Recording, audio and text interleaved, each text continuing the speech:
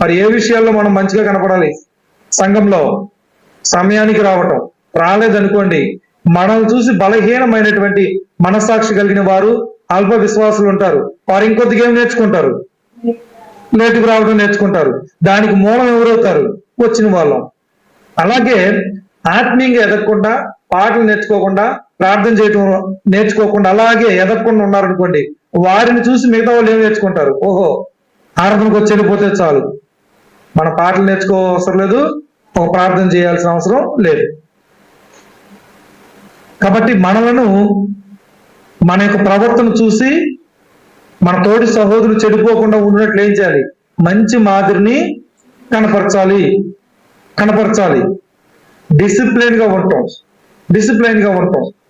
ఆరాధనలో ఆత్మతో సత్యంతో ఆరాధించటం, అలాగే వాక్యాన్ని జాగ్రత్తగా వినటం, ఇవన్నీ కూడా